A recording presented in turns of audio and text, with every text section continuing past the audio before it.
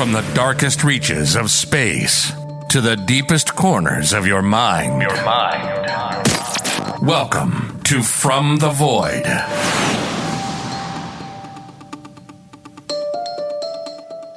Welcome to From the Void. I'm your host, John Williamson, and this week's mystery is a strange one indeed. It's baffled historians and caused debate for ages. It's the story of the Green Children of Woolpit, an event that allegedly took place back in the 12th century. Who were these children and where did they come from? What language were they speaking? Were they simply from another country, which would explain the fact that they didn't speak the same language, or the fact that they were wearing strange clothing? Or were they from another planet altogether, as some have suggested? Why was their skin green, though, and why did it eventually fade over time? It's a strange story, to be sure, and on this week's episode, I talked to historian John Clark, who has arguably done more research on the topic than anyone and wrote the book on it, The Green Children of Woolpit, Chronicles, Fairies, and Facts in Medieval England. John Clark was for many years curator of the medieval collections at the Museum of London. Since retiring in 2009, he has continued research, lecturing, and writing on topics including the history and archaeology of medieval London, medieval folklore and legends and their relationship to real history. Welcome to this week's mystery, the mystery of the Green Children of Woolpit with John Clark on From the Void.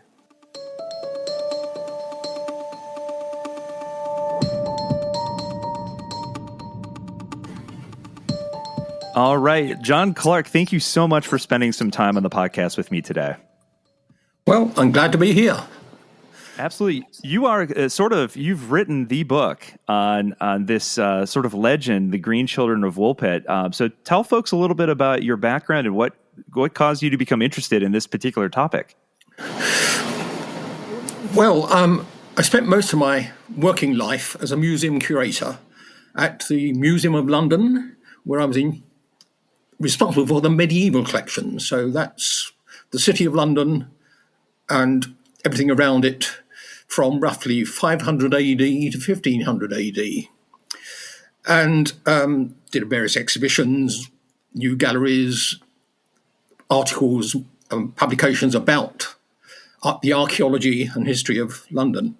But I got very interested in what you might call legendary history. Because if you actually asked a medieval Londoner about Roman London, he would never have heard of it. He will be convinced that London was founded by some Trojan exile called Brutus in about 1100 BC and called New Troy. So there's a whole history that is actually parallel to what we regard as the real story. And that brought up an interest generally in legends and this sort of background, the things that actually people believe that may or may not reflect reality.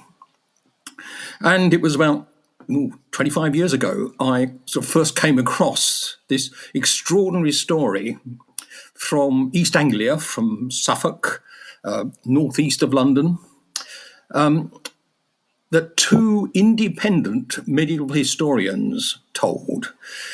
Both of them, William of Newburgh, way up in Yorkshire, and Rafe of Coggeshall, a good Essex lad from not very far east of London.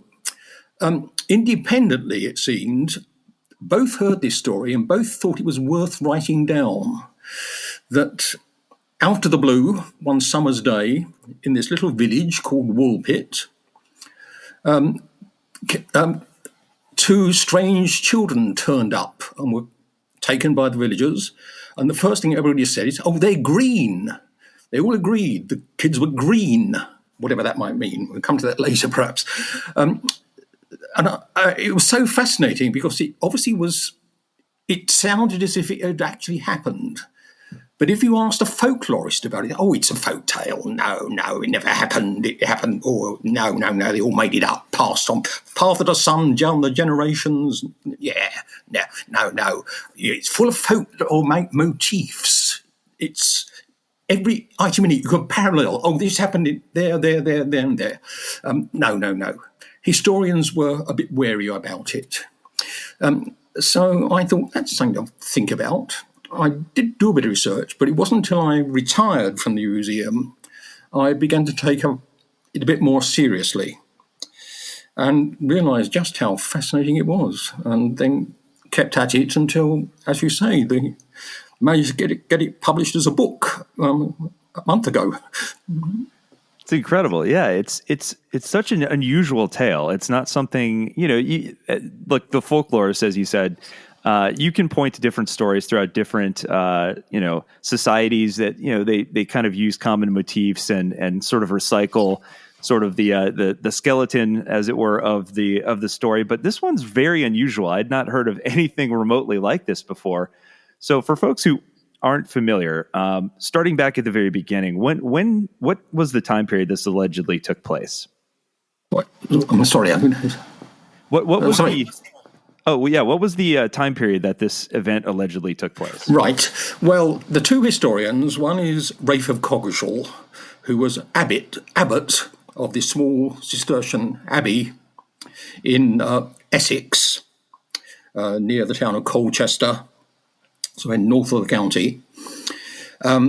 He was abbot of the monastery in the 1100, the roughly about 1200 AD. He finished writing his History of England, which is traditional. English history starts in 1066 with so he wrote his history from then up to about 1224 when he probably died, adding bits to it as he went. William was up in a similar sort of monastery, Augustinian, in far up in the north in Yorkshire.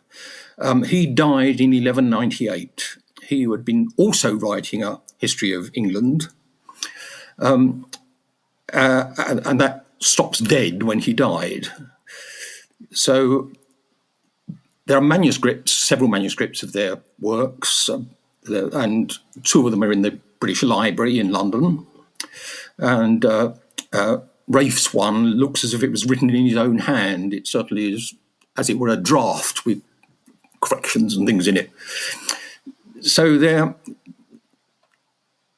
are late 12th century, around 1200, basically. But they are looking back to the past, and then you have to work out when did the event they are describing happen? Because what they both do is have as many medieval chronicles do, they have a chapter of wonders, strange things that happened. Basically, the main story goes on. This king did that. This king did that. This bishop died. There was a war in such and such.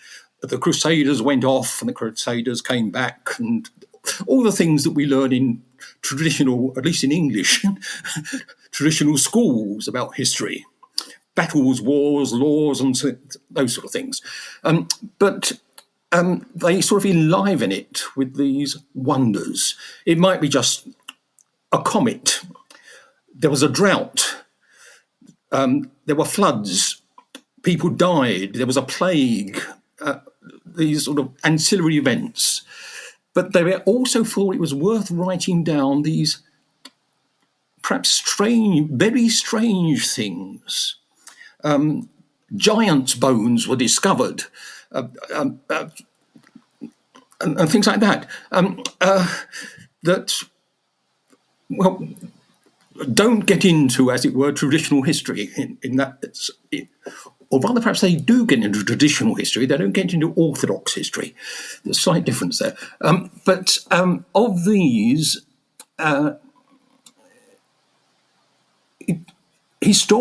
academic historians, are very worried about these. Why should these serious historians think these are worth recording? And they come up with nice theories about, well, really, it's deliberate. They're sort of, they've got a hidden agenda. There is something hidden in this story that relates to the events surrounding it. But frankly, I don't think it is. I think William of Newburgh puts it rather nicely, where she says, I'm really not sure about the truth of this, but I was told by reliable witnesses, and And he goes on to explain why they are reliable, because they are well known in the vicinity, never known to tell a lie, they must be true, sort of thing. Not sure we believe him, but of them, he feels that it was so well witnessed, I must record it. It is just part of it, but he does separate it off. He doesn't put it into the main story. He finishes, and this is important, he finishes his account of the reign of King Stephen up to 1135 to 1154. But before going on to the next reign, which is Henry II, he puts in a chapter of wonders. There's some various other things. There was a theft of a wonderful cup from a fairy hill in Yorkshire, near where he lived. There was, a couple of toads found embedded in stone, or a couple of greyhounds also, which is unlikely. So there are various strange events that he thought, which implies with it. And he actually says this event happened in Woolpit, in East Anglia, happened in the time of King Stephen, i.e. before 1154, so it makes sense. Rafe of Coggeshall is a bit more difficult because he also shoves in a chapter of wonders, but he only puts it in his account of the Crusade, which is the 1190s, and mixes it up with various others that seem to have occurred at different times. He never actually specifies. And it might be out of order, it might be so. I think I'd go with William Newborough that we're talking about perhaps the very end of Stephen's reign, so the 1150s. But other people have looked at it and said, well, it can't be as early as that, it must be the 1170s. The only other dating evidence we have is the dates of the people mentioned in it, like this chap, Richard de Corn, of where the children were actually taken by the British Woolpit. We've got a sort of biography for him. He was a Norman landowner. Because, of course, the only people who actually get into the histories are people of status. So, and only the people of status get into the sort of other records. There's no births, marriages and death certificates. We don't have a list of the villagers of Woolpit in the 1150s or anything like that. They just, they weren't worth counting. So that's the sort of date we're going for, mid-12th century AD. Which, even though we can't lock down a specific date, it still helps us to understand sort of the time period and sort of some of the customs. So talk a little bit about, before we get into that, talk a little bit about the basis of the story. Like what do the two historians agree upon in terms of the series of events? If you put the two stories together, which is very interesting, I think I did actually do in the book a little table showing the two stories side by side, because what becomes clear very quickly is they, in spite of being so far apart and using apparently different sources, the basic story is the same. The story of the events. And from that you can gather it was summer, it was harvest time, so it's sort of July, August, and the villages of Woolpit, which is between the towns of Bury St Edmunds and Stowmarket in the English county of Suffolk, East Anglia, and they were out in the fields, and suddenly, as if out of the ground, and one of the historians says, out of a pit, appeared these two little children.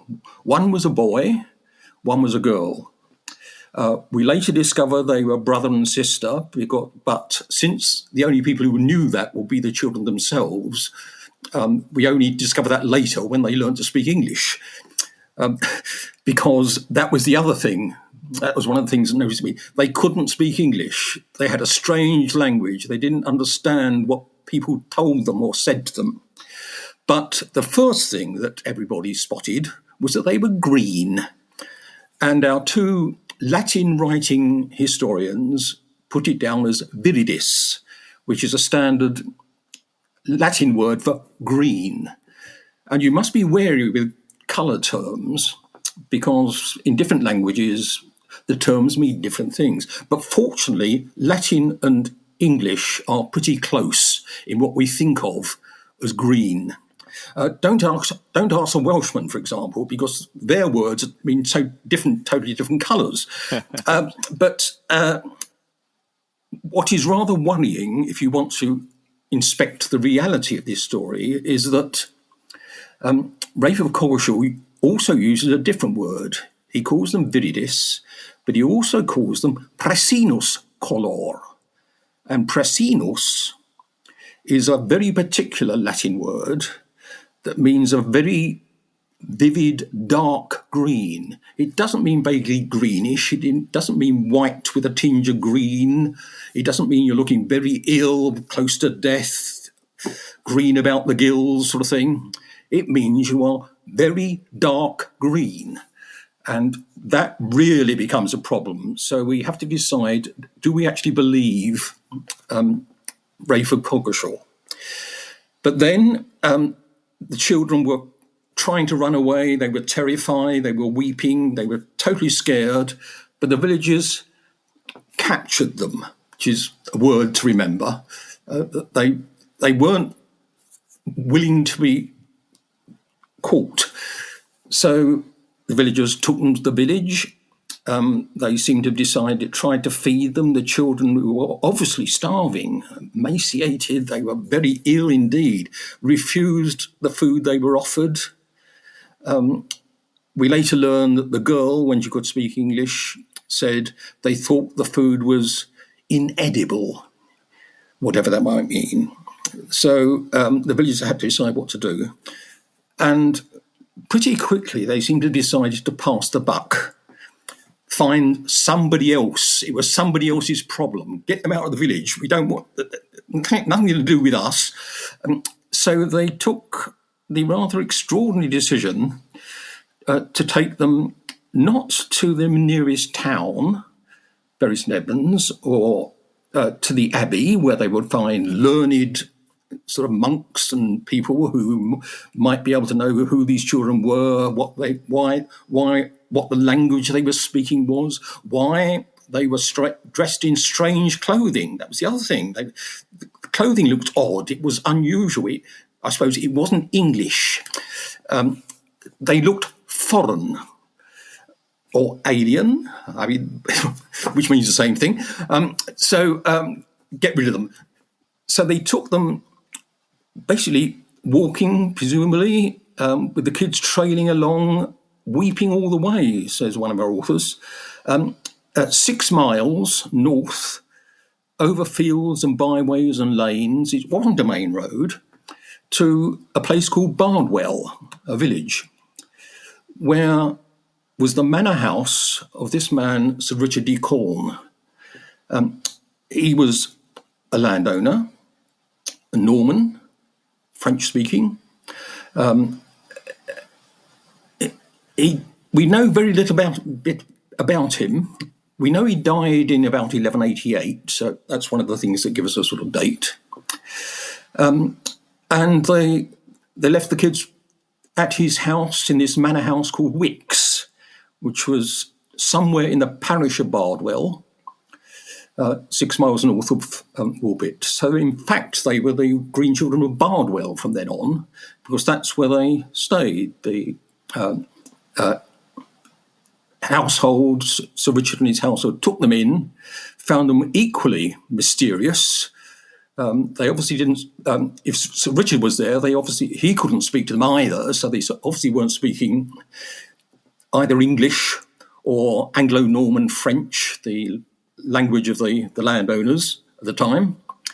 It would have been a local priest, so he would try them in Latin. Okay, it wouldn't work. So just as alien to Sir Richard as to anybody else, it seems.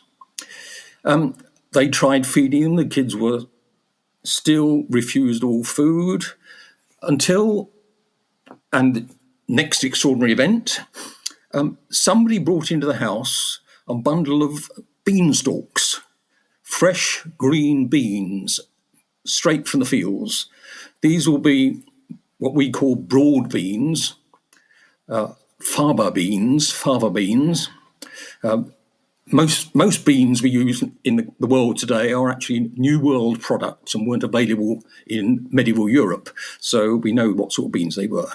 And the kids pounced upon them, say, yes. I mean, these were something they recognised. Next extraordinary event, the kids scrabbled at them and tried to find the beans. And they couldn't. They tried, apparently, opening the stalks, looking for the beans in the stalks, until one of Sir Richard's servants showed them where the bean pods were and how you split open the bean pod and inside are the beans. And the kids immediately started eating raw beans. So, next question. How on earth did the kids recognise the bean plants as being edible food without knowing how to find the beans when they got the bean plants? And, well, I haven't got an explanation for that. So the kids apparently ate raw beans as their only food for, I think William in Newbury implies, a month or more. They still remained green. They were still obviously not very ill. And the boy actually died. He was always, says William, the weakly one, the sort of sickly one. But the girl was baptised because obviously that would always be a worry to medieval people, whether the children were Christians or not. And it was dangerous both for the child not to be baptised because they would go straight to hell when they died if they hadn't been baptised. But also for the villagers as well and for the household, because there was a fear that an unbaptised child would return as a ghost and will go around weeping and moaning and whatnot, which was always a bit of a worry. So a bit dangerous on both sides. So baptise the girl, so at least she's, let's say. And the girl apparently, after her brother's death, got used to human food, normal food, English food, whatever you like to call it, not beans. And as she weaned herself off beans, she lost her green colouring and, William says, returned to her normal sort of ruddy complexion. So both William and Rafe agree that the colour was somehow temporary. It wasn't natural. It was... she became just like us, says William, just like any normal human woman. And indeed, he goes on to say she eventually married a man up in King's Lynn, several miles to the north, and, says William, in 1198, he understood she was still around at that time. She was still alive. So if you're looking for descendants of the Green Children, start in King's Lynn in Norfolk, because that's where the family eventually finished. But in the meantime, she had actually learnt English and gave a rather contradictory set of answers to questions about where the children had come from.